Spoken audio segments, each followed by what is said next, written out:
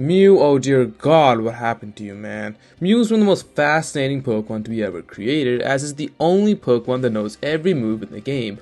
Oh, wait, sorry, that's actually not true, but I'll get to that in a moment. Mew actually has been very flexible, splashable Pokemon that can fit on any team in any way possible because of its immense move pool. Because it has an alright base 100 stats across the board, which to the naked eye seems really excellent, but it's kind of mediocre. No, not the bug, but the fact that usually one's attack stats is put to waste, like etc. You guys know how I talk about min-max stats all the time, and Mew isn't quite like that. Anyways, it's not even the point of this video, that's way off topic. Mew most notably was known for its amazing utility sets because of moves like Knockoff, Defog, Toxic, Recover, etc. The list goes on and on. No matter what move pool changes happens to other mons, this mon always stuck around as a plug to your team. Even if you look at a small gun sight, people never considered it for its offense. It was greatly admired for being one of the greatest utility mons in competitive history. However, Generation 9 has made this Pokemon feel weird in a way that doesn't seem right.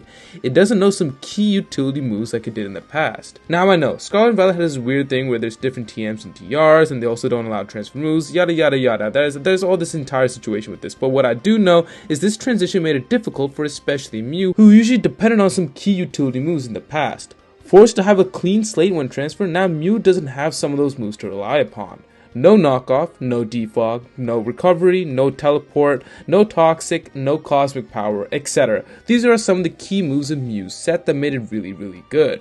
Sure, it still has things like spikes, stealth rocks, will-o-wisp, etc. But if you want things like that, use Hisuian Samurott, Cleavor, and other Pokemon that also do other things that can serve as a pretty good example for those needs. See, Mew was unique for being the ultimate utility mon, but losing those completely has flipped the switch and turned it to probably a more offensive approach than normal.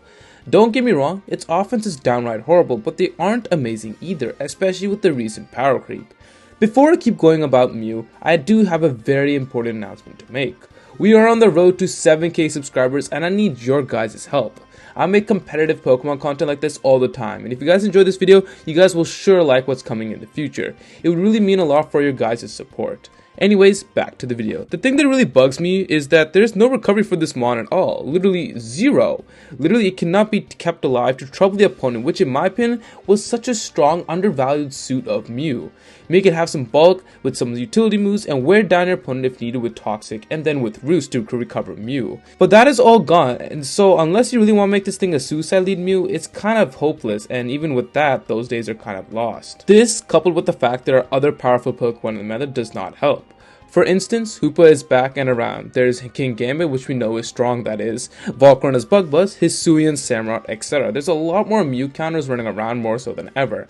Part of it is power creep, the other part is also terrestrialization, and even if you want to, for example, commit a Terra on Mew, then you're also in a bind because Mew has no recovery and can probably go down pretty fast if not careful. I think this poster on Mew's page on the forum sums up really what happened to Mew in every fashion. It got nerfed, and there's just so much more better, stronger Pokemon that now fill in for small niches it could probably have.